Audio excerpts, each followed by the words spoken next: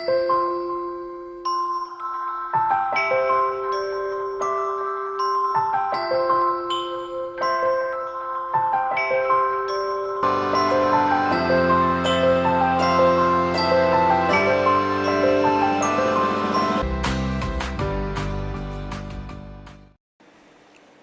अदब बसमत के सदर, तमाम ज़िम्मेदारान, स्टेज पे मौजूद तमाम बाइज़्ज़त शख्सियात, मेरे सामने मौजूद मेरे भाई और बहनों, उनके वालिदैन और जो भाई लोग अभी भी धीरे धीरे करके आ रहे हैं, ज़रा जल्दी से आ जाइए ताकि गुफ्तगू शुरू हो।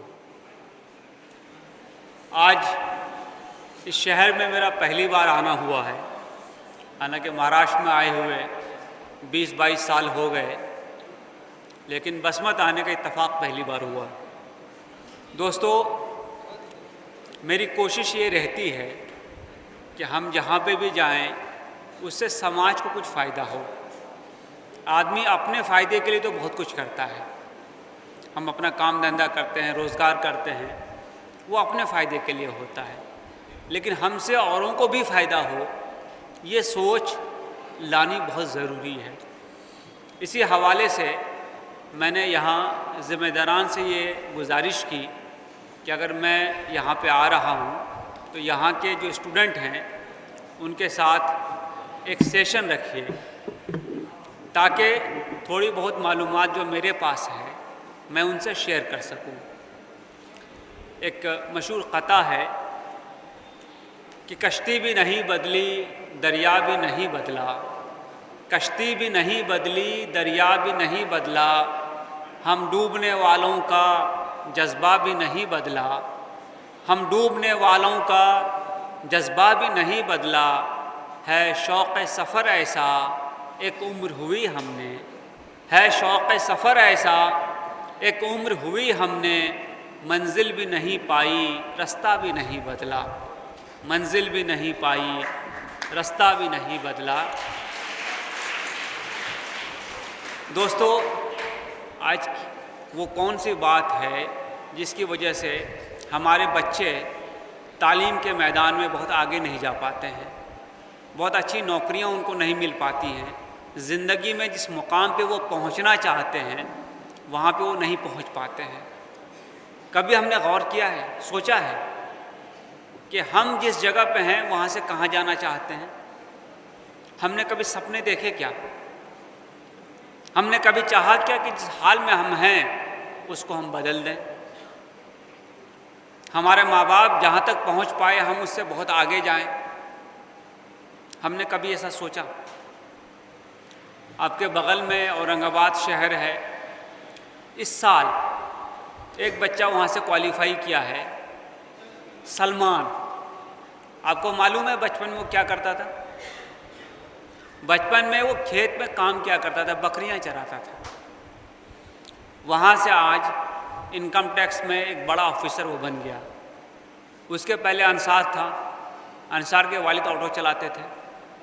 ऐसे बेशुमार मिसालें आपको मिल जाएंगी कि जबकि घर की हालत बहुत अच्छी न थी, बहुत अमीर लोग नहीं थे, लेकिन फिर भी वहाँ से बच्चे बहुत अच्छा निकले। ऐसा कैसे होता है? कभी हमने सोचा? जो वालिदैन हैं उन्होंने कभी सोचा? जो स्टूडेंट हैं उन्होंने कभी सोचा कि ऐसा कैसे होता है कि हमारे बीच में से ही एक आदमी निकलता है, कोशिश करता है और बहुत आगे चला जाता है और बाकी सब लोग वहीं रह जाते हैं? कितने लोगों ने सोचा है कि मैंने भी वहाँ पहुँचना चाहिए? कितने लोगों ने वो सपना देखा, वो ख्वाब देखा है? एक हाथ उठ रहा है। खुदा करे बहुत सारे ऐसे हाथ उठें। दोस्तों, पहली शर्त है बड़ा सोचने की, उस ख्वाब को देखने की। मैं आज अगर यहाँ पे मौजूद हूँ आपके सामने, मैं एक ज़िम्मेदार पोजीशन पे पहुँच गया हूँ, तो शुरू से ऐसा नहीं था। एक वक्त में मैं आपके ही जैसा था। मेरा भी स्कूल कोई बहुत अच्छा स्कूल नहीं हुआ करता था।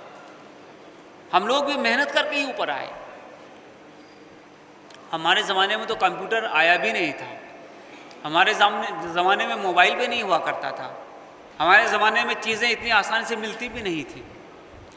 आपका वक्त तो बहुत अच्छा वक्त है। आज तो आप जिस चीज़ को गूगल पे जाकर सर्च करोगे ना, मिल जाएगी। विकिपीडिया मिल जाएगा, रेफरेंसेस मिल जाएंगे। हमारे ज़माने में वो चीज़ नहीं मिलती थी। आज पढ़ना आसान हो गया। फिर ऐसा क्यों है कि लोग आगे नहीं निकल पा रहे हैं? फिर ऐसा क्यों कि हम उसी जगह पे घूमते रह जाते हैं, उसी शहर, उसी गांव, उसी मोहल्ले में? जो माँ बाप का काम धंधा है वही काम हम करते हैं। कोई का रोज़ी नहीं मिली, रोज़गार नहीं मिला तो जो कुछ मिला उसमें काम कर लिया। हम उसके आगे क्यों नहीं जा पाते हैं? कभी हमने सोचा इसके बारे में? अल्लाह ने हर इंसान में सलाहियत दी है। मैं आपके सामने खड़ा हूँ, मेरे भी 2 ही हाथ हैं, 2 ही आँखें हैं। आप में भी वही है। अगर मैं यहाँ आ सकता हूँ तो आप क्यों नहीं आ सकते? ये सवाल पहले खुद को करो। पूछो अपने आप को कि अगर ये स्टेज पे बैठ सकते हैं तो मैं क्यों नहीं बैठ सकता हूँ? अगर ये यहाँ तक आ सकते हैं तो मैं क्यों नहीं आ सकता हूँ? मुझ में क्या कमी है? कमी किस चीज़ की है? एक, रास्ते को पहचानने की। दूसरा, उस हिसाब से मेहनत करने की। तो हम में से कितने लोगों ने यह सोचा है कि मुझे ज़िंदगी में जहाँ पे हूँ मैं उससे बहुत आगे जाना है? सोचिए, गौर कीजिए। जितने भी लोग आप बड़े बड़े नौकरी में देखते हैं, कोई अपना माँ के पेट से पैदा होकर नहीं आता है नौकरी में। वो हमारी तरह पढ़ते लिखते आगे बढ़ता है।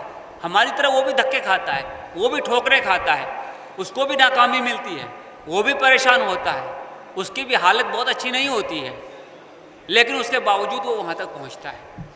अभी मैंने आपको 2 मिसालें आपके पड़ोस से दी हैं। अब आप सोचिए कि ये लोग कैसे गए।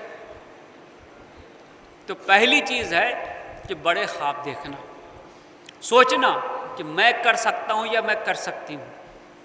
अगर ये ख्वाब आपने देखा तो आपको दूसरी बात क्या लगेगी कि उसको ताबीर कैसे करें, वहाँ तक पहुँचें कैसे। तो वहाँ तक पहुँचने का रास्ता बहुत आसान सा रास्ता है।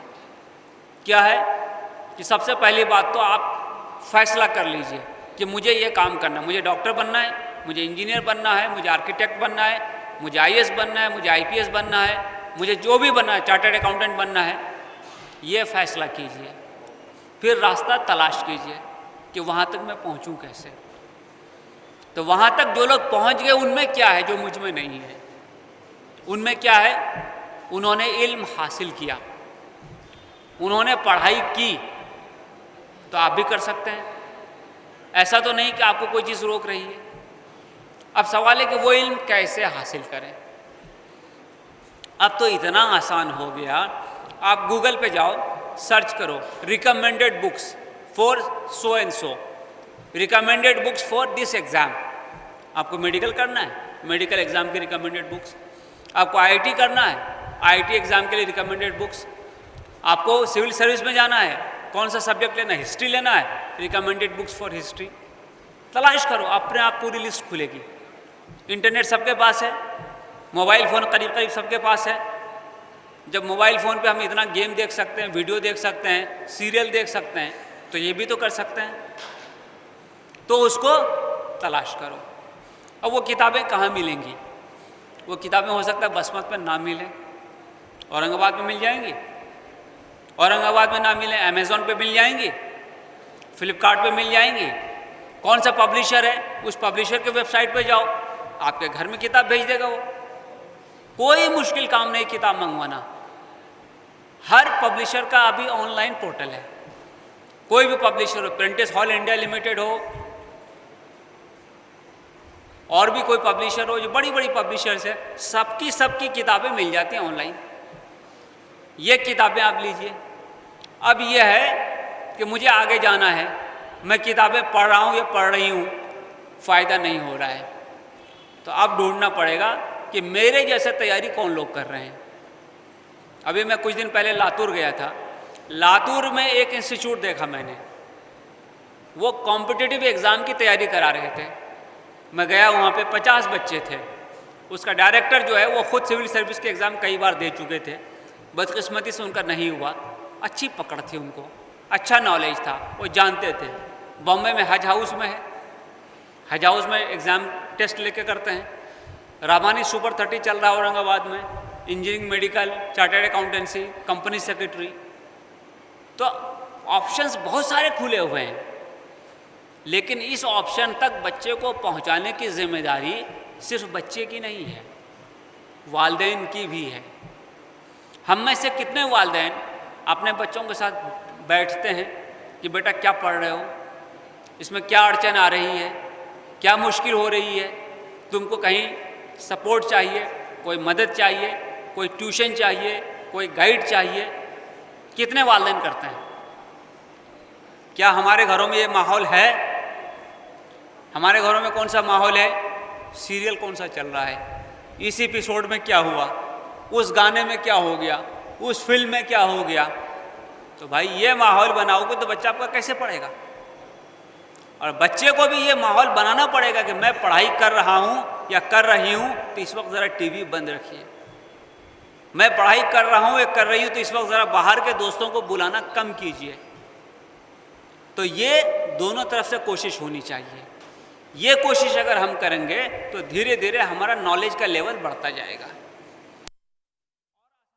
क्या है कि पुराने टेस्ट पेपर्स मिलते हैं, हर चीज़ के मिलते हैं, आईटी के मिलते हैं, मेडिकल के मिलते हैं, सिविल सर्विस के मिलते हैं, जो एग्ज़ाम उसका पुराना टेस्ट पेपर मिलता है। मिलता है कि नहीं मिलता है? 20-20 साल के टेस्ट पेपर मिलते हैं। आपको 10th का एग्ज़ाम पास करना है, 10th का टेस्ट पेपर मिलता है 20 साल का, 15 साल का। हमने कभी टेस्ट पेपर सॉल्व करके देखा? नहीं करते हम, ऐसे ही मस्ती में वक्त निकाल देते हैं। तो उस टेस्ट पेपर को जब सॉल्व करोगे तो पता चलेगा कि तुमको कितना नॉलेज है, कहाँ पे उसका लेवल है और तुम कहाँ पे हो, और ये गैप कैसे फिल होगा, ये ख़त्म कैसे होगा। तो ये टेस्ट पेपर तो कर सकते हैं अपन। और एक बात और समझ लीजिए कि अगर बेहतर तालीम का इंतज़ाम यहाँ नहीं है तो जहाँ है वहाँ जाना पड़ेगा। अगर बहुत अच्छी तालीम यहाँ नहीं है और औरंगाबाद में है या लातूर में है या मुंबई में है या पूना में है तो अपने को वहाँ का सफ़र करना पड़ेगा। अल्लाह ने हिजरत में बरकत रखी है। नबी ने भी जब हिजरत की मक्के से मदीने तब जाके लोग ईमान लाए ज़्यादा। तो हिजरत तो करनी पड़ेगी। अगर अच्छी चीज़ चाहिए तो घर छोड़ना पड़ेगा, अगर घर में बैठे हुए वो चीज़ नहीं मिल रही है। फिर दूसरी बड़ी बात यह है कि हमारे मोहल्लों का माहौल क्या है। बहुत सारे मोहल्ले आपने देखे होंगे, क्या हमारे मोहल्लों में पढ़ाई का माहौल है? पढ़ाई का माहौल? हमारे मोहल्लों में माहौल किस चीज़ का है? मवाली बनने का। हमारे मोहल्लों में माहौल किस चीज़ का है? बॉडी बनाने का, कैरम खेलने का, रात में घूमने का, गप हाँकने का। ये माहौल है। ये माहौल बदलना पड़ेगा। जब तक ये माहौल नहीं बदलोगे लोग नहीं बदलेंगे। और ये माहौल कौन बदलेगा?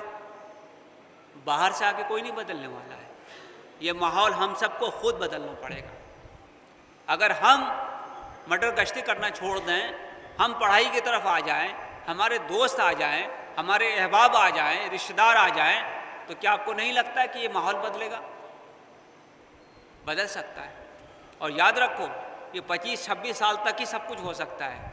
एक बार वो वक्त निकल गया, उम्र निकल गई, उसके बाद आप जो मजबूरी में करना पड़े वो करोगे, बहुत आगे नहीं जा पाओगे। तो इसको कोशिश करना है, इस माहौल को बदलने की। आजकल ऑनलाइन बहुत सारे सवालों का जवाब मिलता है। कोई सवाल समझ में नहीं आ रहा है, कोई प्रॉब्लम आ रही है, बहुत सारे एक्सपर्ट्स मौजूद हैं। हमको उनको नेटवर्क करना पड़ेगा, उनके बारे में जानना पड़ेगा, उन तक रुजू करना पड़ेगा। तो मुझे नहीं लगता कि अगर आप ये करोगे तो आपकी कोशिश नाकाम होगी। और इसके आगे माहौल पूना में काफ़ी अच्छा हो गया है। बहुत सारे लोग कॉम्पिटिटिव एग्ज़ाम की तैयारी कर रहे हैं, एमपीएससी की तैयारी कर रहे हैं, यूपीएससी की तैयारी कर रहे हैं। पूना में तो बहुत से इंस्टीट्यूट खुल गए, हर साल सैकड़ों बच्चे आते हैं उससे। तो आप क्यों नहीं आ सकते हो? आप में ऐसी कोई कमी नहीं है जिसकी वजह से आप वहाँ तक नहीं जा सको। और जहाँ जाना है, उसका जो क्वेश्चन है, उसके जो सवाल हैं, उसको जरा एनालाइज करो ना, क्या क्या आता है उसमें।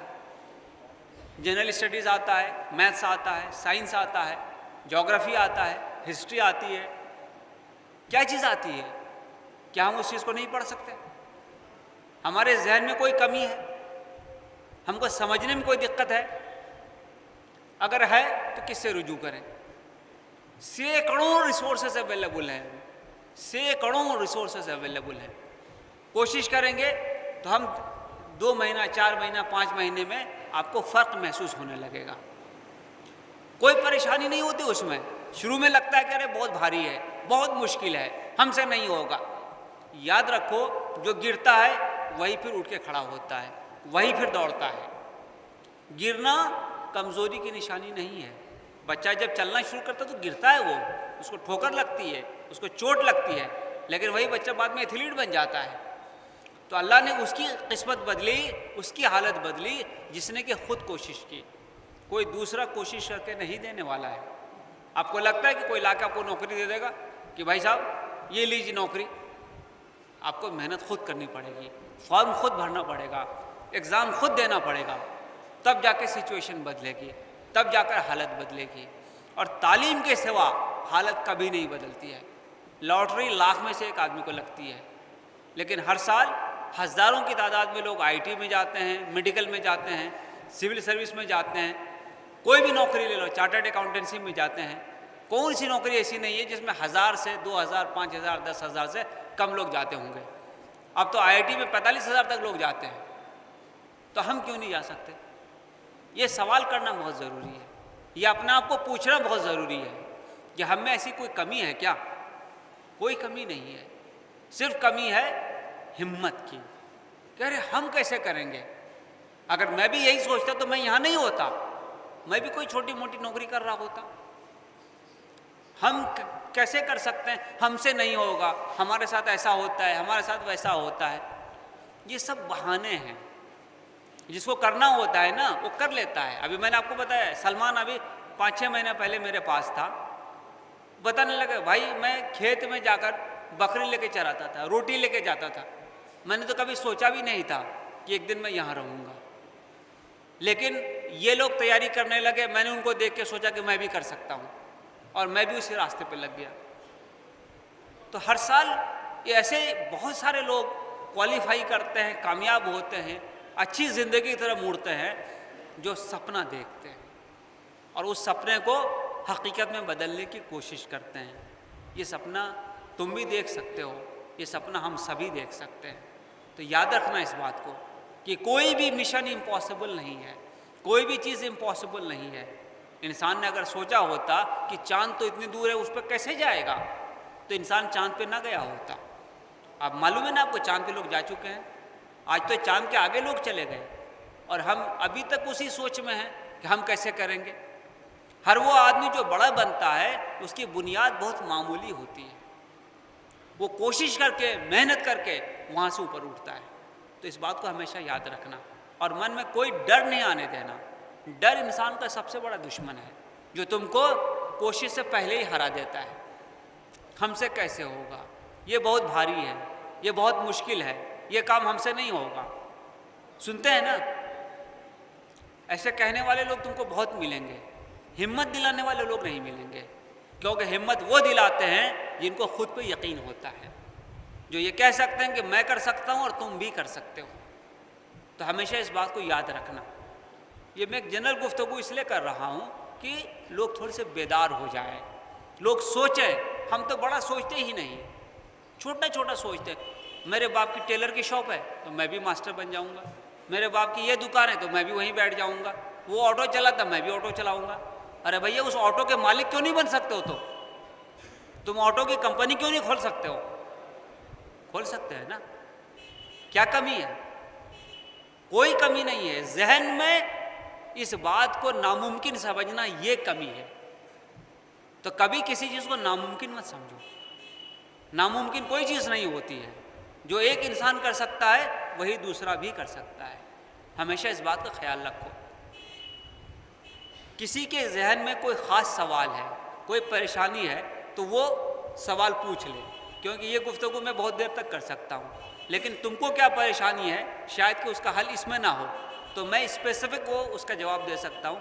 अगर किसी को पढ़ाई के हवाले से, एग्ज़ाम के हवाले से, किसी कंपटीशन के हवाले से, किसी और इशू के हवाले से स्टूडेंट लाइफ में प्रॉब्लम होता है तो हाथ खड़ा कीजिए, अपना सवाल पूछिए, तो फिर मैं इंशाल्लाह उसका जवाब देता हूँ। और मैं कोशिश करता हूँ कि मेरा जो तजर्बा है मैं आपसे शेयर करूँ उससे। ठीक है, एक माइक रखिए वहाँ पे।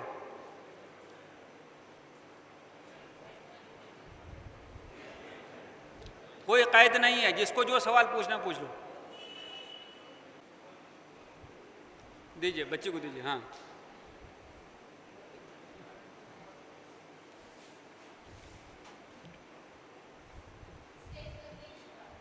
हाँ पूछिए। हाँ, क्या चीज़? स्टेट ऑन कीजिए माइक को। हाँ,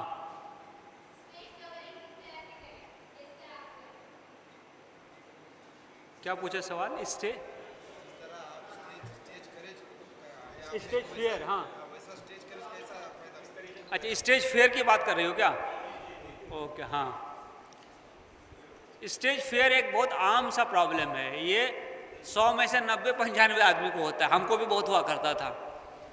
एक ज़माने में जब मैं डिबेट में जाता था तो रट के जाता था और आंख बंद करके बोलता था और फटाफट फटाफट बोल के जो याद आया बोल करके चला जाता था, भाग जाता था। फिर धीरे धीरे ये सोचा कि इसको कैसे दूर किया जाए। तो हमारे एक उस्ताद थे, उन्होंने हमको एक बार एक नुस्खा बताया। बोले कि तुम्हारे सामने जो भी आदमी बैठा है उसको इंतहाई बेअक्ल और नाअक्ल और बेवकूफ़ समझो और समझो कि तुम ही सब कुछ जानते हो और तुम जो बोल रहे हो वही बात सही है। तो होता क्या है कि स्टेज फेयर जनरल है। मेरे भी पैर कप कपाते थे, आवाज़ हिल जाती थी। धीरे धीरे करके जैसे जैसे तुम आने लगोगे, बोलने लगोगे, ये कम होता जाएगा। और उसका बेस्ट तरीका है कि आईने के सामने खड़े हो जाइए और आपको जो भी बात करनी है आप बात कीजिए। समझिए कि वही आपका ऑडियंस है, तो बोलने वाले भी आप ही हो गए और सुनने वाला भी आप ही हो गए। तो क्या हो जाता है कि जब आईने के सामने बोलना शुरू करोगे तो धीरे धीरे बात समझ में आने लगेगी कि हम कहाँ कहाँ गलती कर रहे हैं, कहाँ कहाँ घबरा रहे हैं, और धीरे धीरे करके वो फेयर निकलेगा। नंबर 1। नंबर 2, पढ़ाई करने का। जिस इशू पे बात कर रहे हैं वो हमको आना चाहिए। तीसरी चीज़, अगर नहीं आ रही है तो लिख के इधर लाने का, पॉइंट लिख के लाने का, और वही पॉइंट के हिसाब से आईने के सामने बोलने का। तो बेहतरीन तरीका ये है कि जैसे ये आईना है, मैं इसके सामने खड़ा हो गया और अभी समझो मुझे अभी डिबेट में बोलना है, ख़ातिन व हज़रात मैं सो इस हवाले से इस टॉपिक के फेवर में आज गुफ्तगू करने वाली हूँ। यही होता है ना, या इसके ख़िलाफ़ में बोलूँगी, फॉर द मोशन या अगेंस्ट द मोशन। और आपको जो बोलना है 3 पॉइंट, 4 पॉइंट, 5 पॉइंट जो है उस पर आप आईने के सामने देख के बोलिए। घड़ी खोल के रखो, 2 घंटे में उसको सॉल्व करो। 2 घंटा हो जाए बंद करो। अब उसके बाद देखो कि कितना ऐसा एरिया है, चैप्टर है जो तुमको आता है, मतलब वो ठीक ठाक है, कितना ऐसा है जो नहीं आता है, और कितना ऐसा है जिसमें तुम कंफ्यूज हो रहे हो। जिसमें तुम कंफ्यूज हो रहे हो उसको पढ़ना है फिर से, और जो तुमको नहीं आ रहा है उसको बार बार पढ़ना है। तो जैसे जैसे तुम्हारा कमांड का एरिया बढ़ता जाएगा वैसे वैसे ये प्रॉब्लम कम होती जाएगी। और कहीं पे अगर डिफ़िकल्टी हो रही है, कन्फ्यूज़न हो रहा है, तो वो देखना कि कन्फ्यूज़न क्यों हो रहा है, किस 2 इशू में कन्फ्यूज हो रहे हैं। फार्मूले में गलती हो रही है, कैलकुलेशन में गलती हो रही है, किस चीज़ में हम मार्क्स लूज़ कर रहे हैं, या नेगेटिव मार्किंग है और हम अंदाज लगा रहे हैं। कई बार ऐसा होता है कि बच्चे ज़्यादा मार्क्स का क्वेश्चन सॉल्व करने के बाद, सही सॉल्व करने के बाद, ये जो लालच में पड़ जाते हैं नेगेटिव मार्किंग में, उसमें नंबर कट जाता है। तो ये बैठ करके एकदम ठंडे दिल से सोचने का कि मुझे कौन से एरिया में वीकनेस है। किसी को केमिस्ट्री में वीकनेस होती है, किसी को फिज़िक्स में होता है, मैक्सिमम लोगों को बायोलॉजी में नहीं होता है। तो केमिस्ट्री में किधर, ऑर्गेनिक इनऑर्गेनिक कौन सा चैप्टर, फिज़िक्स में किधर, न्यूमेरिकल्स में, कंसेप्ट में, किस में प्रॉब्लम हो रहा है। तो इसको सॉल्व करने का, प्रैक्टिस मेक्स मैन परफेक्ट या प्रैक्टिस मेक्स वुमन परफेक्ट। जो जितना प्रैक्टिस करेंगे वो उतना बेहतर हो जाएंगे। तो इसका तरीका वही है, वो रगड़ोगे जितना उतना चमकेगा बर्तन, ये ऐसा है। और अगर कहीं हम खुद नहीं लोकेट कर पा रहे हैं तो अपने से बेटर आदमी के पास जाने का, और वहाँ बैठ कर के इसको करने का, तो तुम देखोगे अपने आप वो प्रॉब्लम सॉर्ट आउट हो जाएगी। भाई एक सवाल अभी आया है, सवाल नहीं बल्कि एक सजेशन है। सर बच्चों को मोबाइल के गलत इस्तेमाल के ताल्लुक से बताइए। बच्चे हमको बताएंगे, हम नहीं बता सकते बच्चों को कि मोबाइल का गलत इस्तेमाल क्या है। एक ही चीज़ बता देता हूँ जो मैंने किया और मुझे फ़ायदा हुआ, तो उसको कहते हैं इंट्रोस्पेक्शन, खुद एहतसाबी, अपने आप को परखना। जब रात को सोने के लिए जाओ, आंख बंद कर लो, 5 मिनट सोचो कि दिन भर में क्या काम किए हो, और ये सोचो कि जो मेरा टारगेट है, ये काम मुझे उस टारगेट की तरफ ले जा रहा है कि उसको उल्टे में जा रहा है। अगर दिन भर में तुमने जो काम किया वो तुमको तुम्हारे टारगेट के नज़दीक लेके जा रहा है, उसको हासिल करने में मदद कर रहा है, तो तुम्हारा दिन सही गया है। नहीं तो तुमको बदलने की ज़रूरत है, सुधार करने की ज़रूरत है। तो बस यही एक टारगेट रखो सोचने का। कोई आदमी को ज़रूरत नहीं है तुमको बताने की, क्योंकि हम दूसरे को धोखा दे सकते हैं, हम अपने आप को नहीं धोखा दे सकते। दे सकते हैं अगर दिन भर हम मटर गश्ती में गुजारे, दिन भर हम मोबाइल पे गेम खेलते रहे, व्हाट्सएप पे लगे रहे, चैटिंग करते रहे, वीडियो देखते रहे, तो हो सकता है माँ बाप ने नहीं देखा होगा, लेकिन मैंने तो देखा है खुद को ना, तो मैं अपने आप से झूठ नहीं बोल सकता। इसीलिए आंख बंद करके अपने बारे में सोचना शुरू करो कि मैं जो कर रहा हूँ क्या ये बात सही है, ये बात अच्छी है, ये बात मुझे कामयाब करेगी क्या ज़िंदगी में।